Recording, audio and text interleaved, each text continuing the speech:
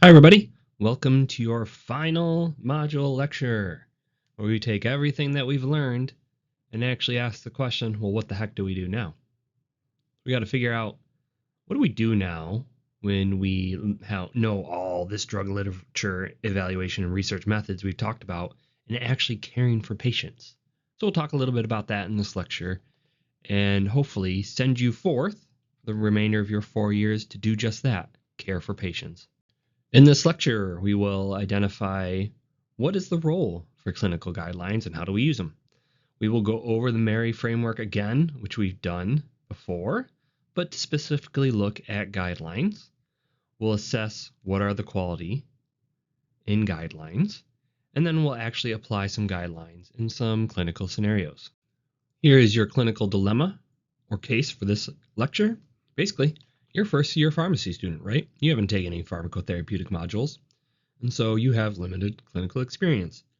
And going on throughout the rest of your pharmacy student career and then your entire career, you'll continuously be updated with new information from disease states you already know, disease states you don't know. So you need to figure out, how do you rapidly acquire this new information to make clinical decision making?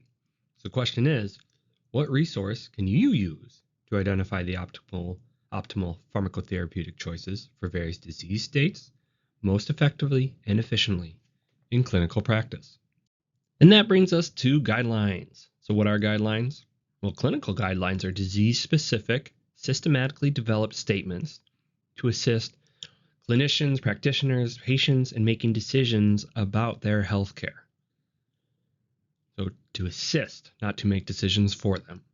Guidelines can also have community guidelines, so public health initiatives or public health-based recommendations, community guidelines, or also infection prevention, as some of you will go into anti-infective, antimicrobial-based residencies. You'll learn much about antimicrobial stewardship and control practices.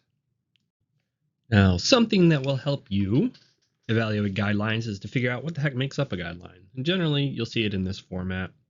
They'll first show you the options for whatever disease state you're trying to treat, so the therapeutic options, and which ones are being considered and why others are being omitted.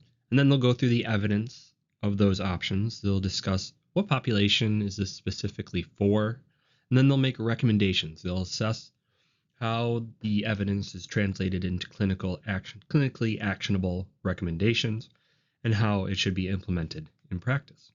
With that under our belts, now we can apply that Mary framework that we learned about much earlier in the course, where we look at methods, assignment, assessment, results, interpretation, extrapolation, and applying this to guidelines to assess, their usability, their effectiveness, their limitations and biases when you are trying to look through guidelines in order to help treat your patients. Now let's start through that Mary framework, starting with method. So the foundation of guidelines. Why were they developed? What population is this intended for? And who developed the guideline? These are also important questions when you evaluate a guideline for its applicability, for its strength, and for its usability. And so looking through the methods of a guideline is really where you start as you begin to evaluate them. What are some common reasons on why guidelines are developed? There's probably more than 4, but here are 4. One is to really help address and then minimize practice variability, really defining best practices on how we get patients better. They're there to support clinical decision making. They never remove the clinician or the practitioner's ability or responsibility to make clinical decisions, but it helps inform them to make better decisions, or at least consider the wide breadth of data out there in a more concise and efficient format. It gives education, right? Hopefully providing update as long as guidelines are regularly updated. And then it helps with quality assurance. It basically makes sure that you are giving the best care to patients. It helps reduce your liability as a practitioner, which we all have, and helps you guide you to other resources in the healthcare and in the literature to help treat patients. Guidelines themselves have evolved over time. They used to just basically be, what do you treat a patient that has X diagnosis? Nowadays, they tend to cover a broader or fuller spectrum of clinical activity, all the way from diagnosis to palliation.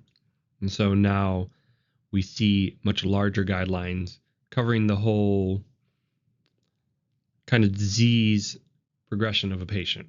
And so this expansion really reflects the recognition that we need to have evidence-based approaches spanning this whole continuum of healthcare for patients. So an example would be colon cancer screening guidelines have illustrated this evolution by establishing standardized indications and methods for those at average risk. These guidelines target individual clinical practice, but also inform healthcare system policies, insurance coverage decisions, and public health initiatives. And so we need to keep this in mind when we are evaluating guidelines. Really, what is it for? What level are the guidelines for? Are they covering the whole gambit? Are they covering just one part of a disease state, diagnosis to treatment? So this is very critical to establishing the efficacy of guidelines. Within a guideline report itself, you should see some variant of the following components. You should see them talk about how did they evaluate the literature? How did they come up with a literature base? How did they actually assess the quality of the literature? Was it an ABC method? 1, 2, 3. You'll see variations of this. Did they get stakeholder input? Okay, incorporation from alternative perspectives, rather than just data from the literature. So patients, providers, and the healthcare system itself. How do you implement these recommendations in practice? There should be a section on that. And then finally, some sort of update schedule, because clinical practice guidelines should be regularly updated because new information is always coming in. So we want to treat our patients with the latest and greatest information. And so it should have some sort of update schedule in it. Let's go through some of that with the previous slides, guidelines on hypertension. So what about its purpose? So if you were to look into the guidelines, you would see the primary objective of the guidelines is to establish evidence-based standards for blood pressure management, really with the ultimate goal of reducing cardiovascular morbidity and mortality. And so the guidelines specifically state that they are there to provide clinicians with clear, actionable recommendations for screening, diagnosis, and treatment, so covering quite a broad range of hypertension treatment. And they hope with these guidelines to establish consistent approaches that reduces significant practice variability that's observed in the literature, and to help patients better meet blood pressure targets and therefore reduce their future cardiovascular morbidity and mortality. Guidelines are always going to target specified populations, and so this should be quite clear in the guidelines and something that you evaluate. So we want to know, are they targeting a very narrow population or a broad population? What is the inclusion and exclusion criteria for these recommendations? What limitations could these inclusion and exclusion and the targeted population have for the patients you're treating? And so we can see an example of this. Hypercholesterolemia guidelines often excludes recommendations for dialysis patients. This creates uncertainty for clinicians treating this population because it's not really applicable. So you'd have to go further into the literature. Maybe there's an alternate set of guidelines for those types of patients, or maybe you have to go to the primary literature yourself. When we look at those hypertension guidelines, we can see that they are very broad in their original statement, saying adults with hypertension. So really across the life spectrum of the adult age. However, they do say they will have special considerations in the guidelines for racial and ethnic minorities, which may have different hypertension profiles. And then finally, they have specific recommendations for comorbid conditions such as diabetes and chronic kidney disease, and what you should do in hypertension management for those patients. When evaluating guideline development, you need to figure out who the heck developed the guidelines. And so this could be understanding anywhere from groups like medical specialty societies or government agencies to more siloed individual experts developing guidelines, although very much less common. And so you want to know this because it helps you understand what limitations and biases there may be in the development of those guidelines. So, for example, cardiologists might interpret a drug's place in therapy differently than drug manufacturers or primary care physicians because they have a different background and clinical expertise and priorities compared to those other groups.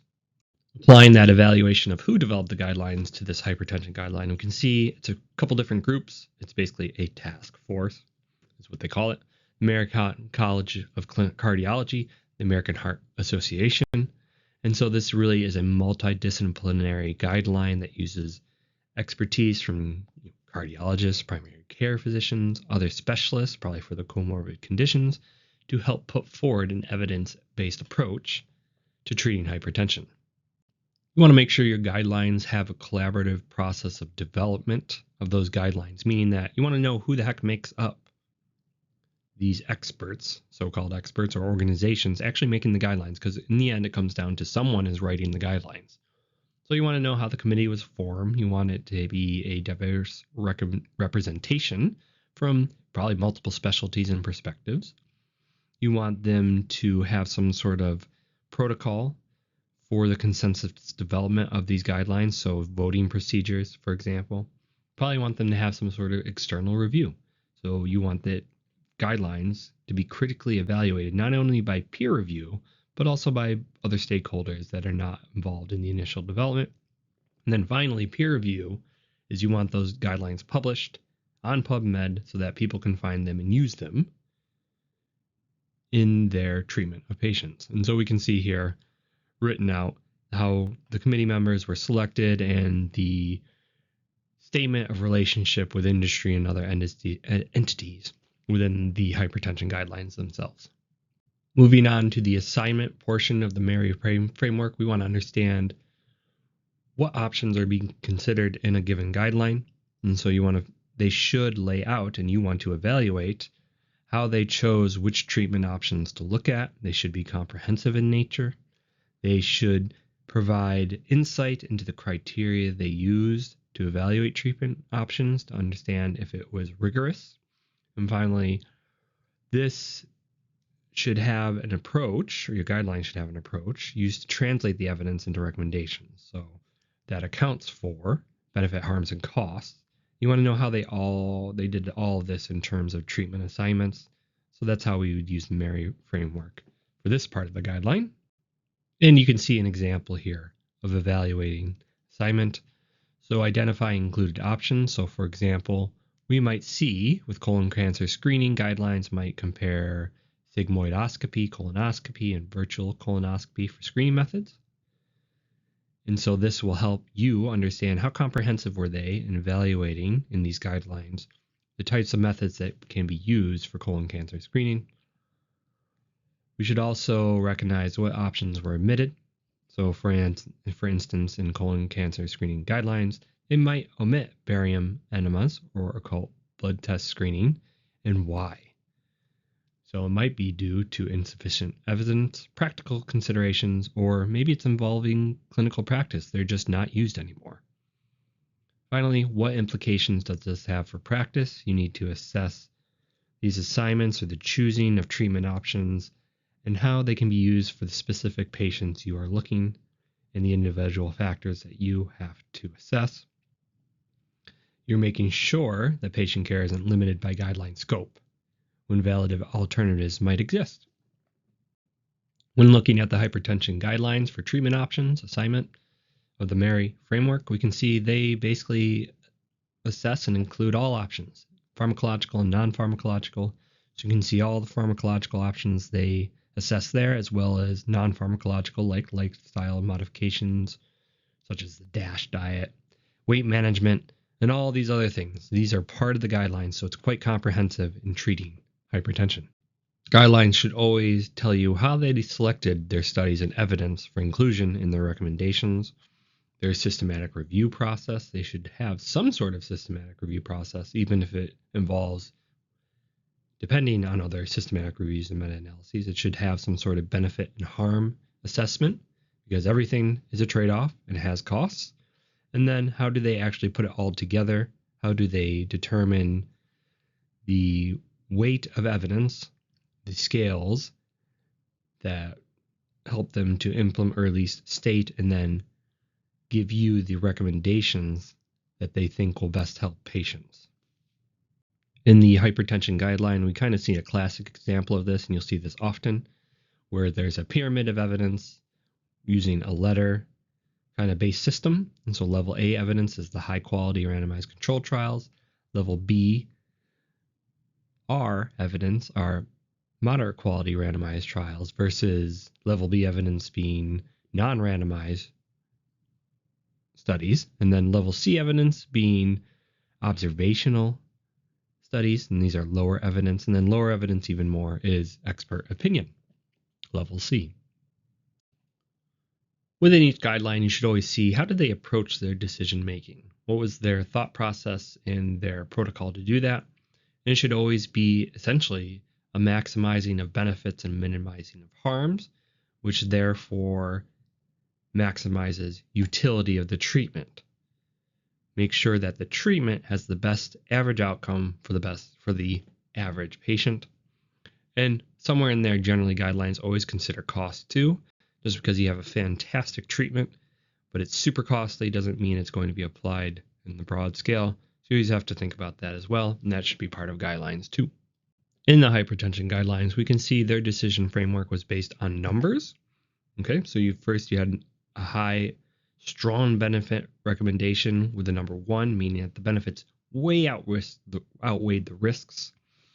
And so this was a strong recommendation versus you could have moderate benefit with a 2A recommendation, which means that the benefits outweigh the risk, but there's still some risk there, but still benefits clearly outweigh the risks.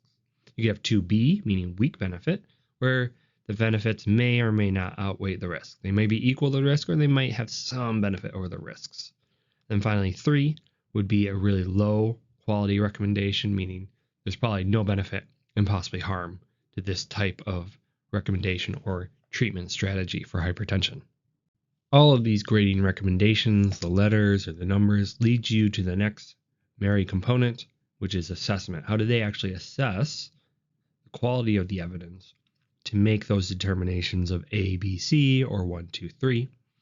And so they should list the types and sources of evidence used in guideline development, how they looked at outcomes in terms of benefits, harms, and costs, where they are identifying gaps, how they identified those gaps, and how one should address those gaps. And then finally, how they used expert opinion in synthesizing their recommendations as well. Sources of evidence in a guideline include randomized control trials, systematic reviews, observational studies. And so this should be accounted for and discussed as well as what those study design considerations mean for the recommendations and interpretation of the recommendations. And then finally, they should have specific information about the studies they included, the number of patients, basically all the metrics that you think about with a systematic review and meta-analysis. There should be some mention of how those come into play in their recommendations and the grading of evidence. Within the hypertension guidelines, we can see the evidence sources. So they state they basically rely almost exclusively on randomized control trials, where meta-analyses are used to help synthesize multiple results over those trials in their recommendations. And then they rely less so on observational studies and systematic non-meta-analysis reviews. And then finally, where there are gaps, they tend to use expert opinion to help fill in those gaps. So a fairly good and well-formulated discussion in the hypertension guidelines of evidence sources. When appraising the evidence in a guideline, you always have to look at what outcomes are they actually looking at. And so a really good guideline will look at benefits, harms, and costs.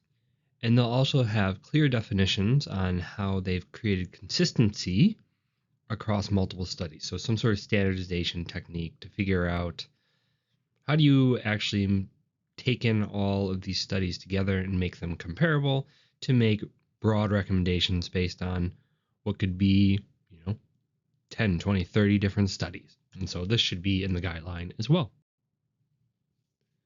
We can see this in our hypertension guideline because of a very succinct definition of blood pressure is given, okay, which standardizes the blood pressure outcome. They also look at different outcomes for controlling blood pressure. They really want to look at cardiovascular events like stroke, heart failure, and other mortality. And then they want to figure out what are the treatment effects. So they're looking at a standardized measurement of blood pressure, that's standardized, but they want to figure out reductions with various interventions. And then, of course, they're going to look at harms as well. So they're doing a systematic assessment of medication side effects. But our hypertension guidelines go beyond that. They look at quality of life, medication adherence, patient preferences. They also look at the subgroups, which we've mentioned before, different racial and ethnic groups, certain comorbidities, but they also look at long-term effects. So what are the short-term and long-term effects of blood pressure reduction? And finally, they want to look at comparative effectiveness, which is basically a fancy term for looking at the comparison between different drug treatment options to help them determine what's a first-line therapy, what's a second-line therapy, and so on and so forth. As we've seen, all evidence lands on a hierarchy, even in guidelines, and so randomized control trials are always the strongest, observationals being lower on the hierarchy. Then a lot of times you just have gaps. And so how do you address these gaps? And so usually expert opinion is one of the approaches to do this. It can be done through consensus conferences, where a bunch of experts come together to discuss, or maybe using something called the Delphi approach, which uses basically repeated questionnaires to develop consensus without face-to-face interaction.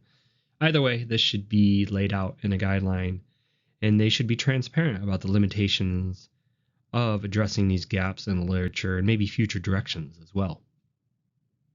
We see this in the hypertension guidelines when they state there are gaps where they're using expert consensus to address things like resistant hypertension or secondary causes, and where there's really no randomized controlled data here.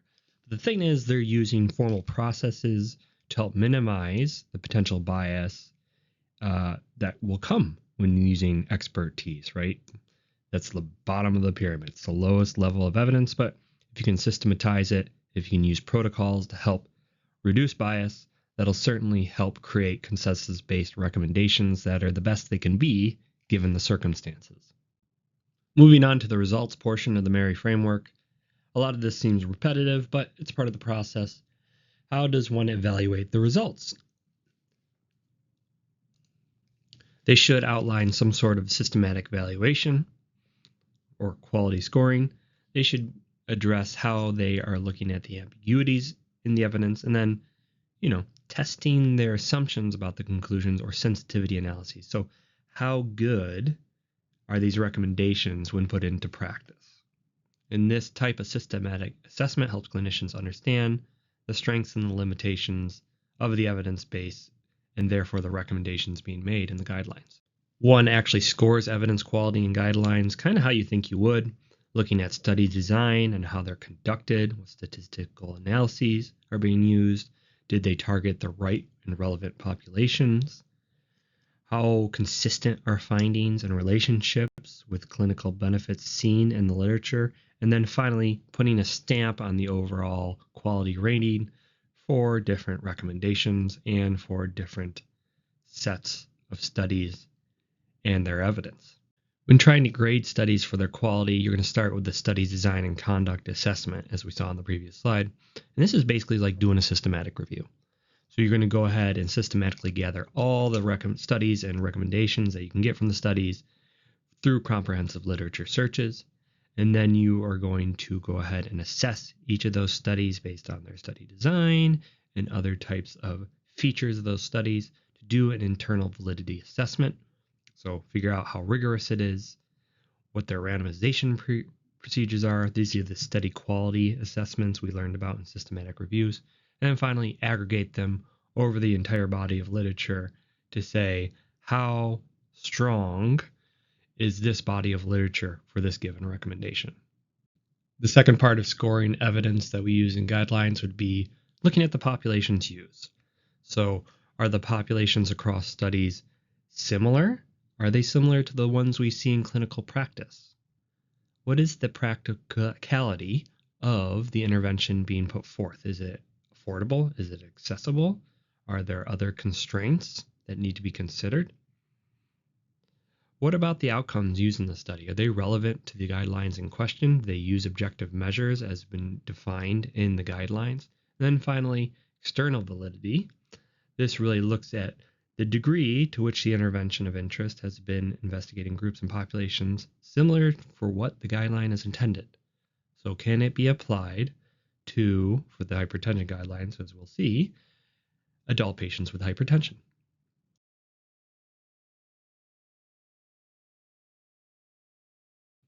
We saw this earlier, but guidelines should always have some sort of classifications for their evidence. So good, fair, poor is a common one put forward by the USPSTF. And so basically it classifies the evidence into consistent results, sufficient evidence with limitations, and then low quality or insufficient evidence. And so good, fair, poor is a pretty common one that we see out there in guidelines. Here you can see an expansion of the good, fair, poor quality. Again, reiterating consistent results from well-designed for good. Fair is evidence that is sufficient to determine effects, but they're limited for various reasons like number, quality, consistency. And then finally, poor quality evidence would be insufficient as it's due to limited studies or very obvious methodological flaws or gaps in the evidence. And we can see this in the hypertension guidelines, as we already saw. They use the level A, B, C, which pretty well correlates to good, fair, poor.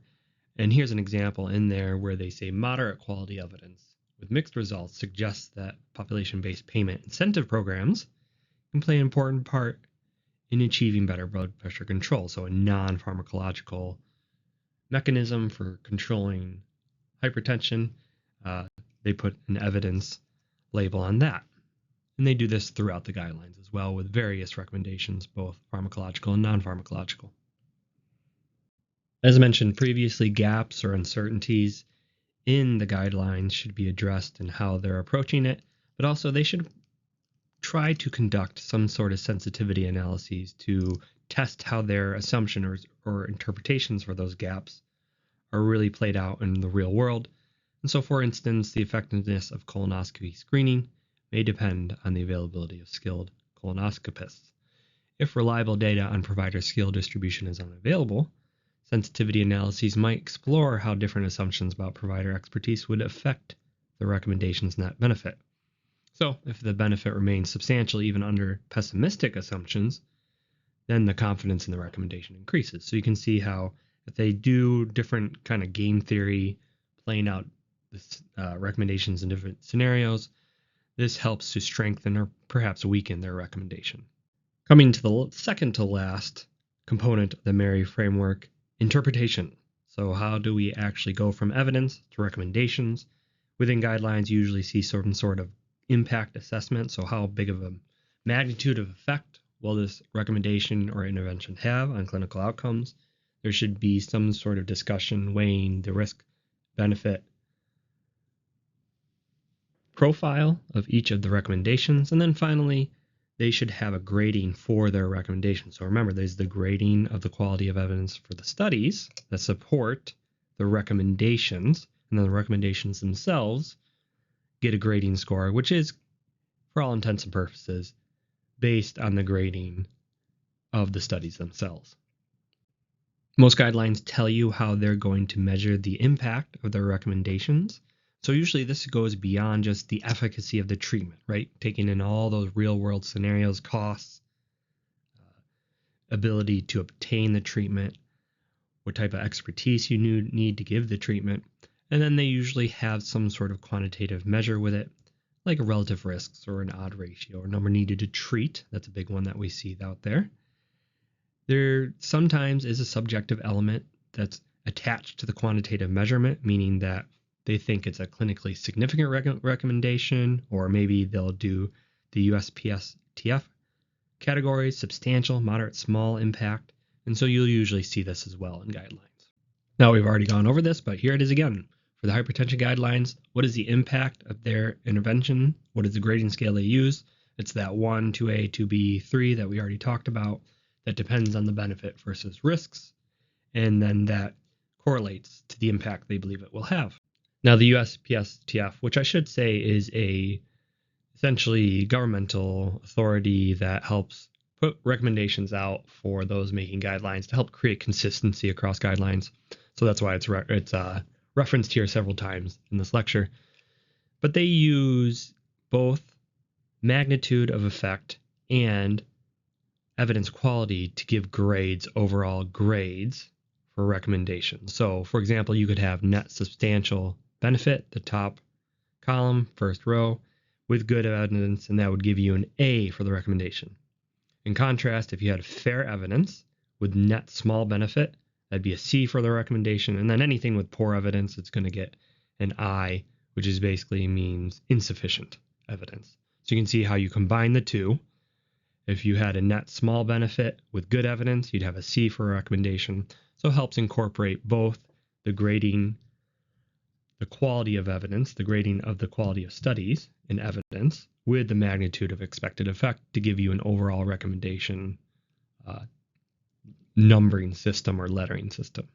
Here we can see what it looks like with those USPSTF recommendations explained in a little more detail that take into evidence again take into account the evidence of the magnitude effect and the evidence of the study quality. And you can see if it's an A for a recommendation, strongly recommend all the way down to sufficient evidence. And you can see the justifications and implications. So for an A recommendation has good evidence of substantial benefit and provides service routinely to eligible patients. So it means that it's broadly applicable, maybe cost is not prohibitive, et cetera, et cetera. D, they recommend against because there's fair evidence of zero benefits or there's harms.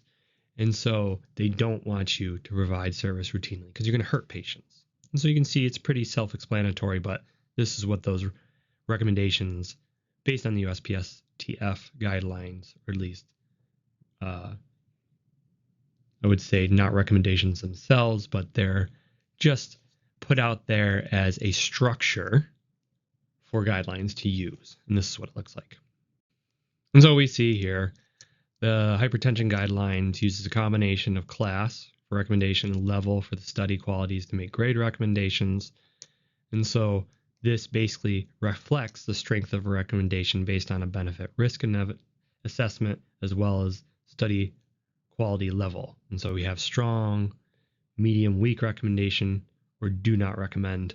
We can see that here below in the example. Intensive blood pressure control to a target of less than 130/80 for patients with high cardiovascular risk receives a strong recommendation, class 1, based on high quality evidence, level A, from RCTs showing substantial reduction in cardiovascular events. In contrast, specific medication choices for resistant hypertension may receive weaker recommendations, 2B, because they're supported by lower quality evidence, level C. So you can see some of the differences in the recommendations and how they grade them. This is just showing that framework again where you have overall recommendations based on magnitude of effect, which is the top row, net benefit substantial to zero benefit, and then the quality of evidence in the first column. And so it gives a little more explanation, but essentially it goes out what you expect it to be, where good evidence is going to get the highest recommendations. Poor evidence basically is always insufficient because we can't make recommendations on bad quality data. What do those actual recommendations in the hypertension guidelines look like? They look like this. Class 1, level A, use thiazide diuretics, ACE inhibitors, ARBs, calcium channel blockers as first-line therapy for primary hypertension. And in contrast, they have a level 3, which means harm, and there's level A evidence for it, meaning they have good evidence that this is harmful, that simultaneous use of ACE inhibitors and ARBs due to increased adverse effects without additional benefit should be avoided. So recommend against. So you can see an example in the hypertension guidelines of strong recommendations and even strong recommendations against. And this again just shows you that classification scheme for the hypertension guidelines. Once again, going from class 1, 2A, 2B, 3 no benefit, and 3 harm that you can see in those hypertension guidelines. And just compare that against the USPSTF recommendation framework that they provide. And most recommendations and guidelines kind of are self-explanatory, but you have strong recommendations, moderate, and recommendations against. And so as you would expect, strong recommendations should be followed for most patients in most circumstances. Moderate should be considered, but maybe only in individualized cases, and then recommended against really should be things where the harms outweigh the benefits and should not be used. Finally, reaching the last component of the Mary framework, we have come to extrapolation. So how do they actually tell you to implement the recommendations? And this should account for reaching target populations and going beyond target populations, and how do you actually maintenance the guidelines in order to account for new information that inevitably will come up in the next several years. Implementation within guidelines generally includes things like how do you go about it in a strategic way? What are the logistics? So are you targeting those most in need first? Is this a wide implementation? What are the practical considerations here?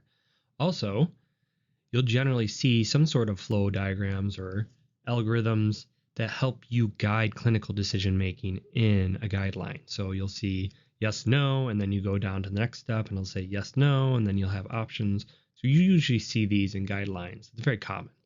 And finally, what about practical implementation tools? So decision support tools for EMR, maybe patient education materials. How are you going to actually facilitate these recommendations in real-world clinical practice?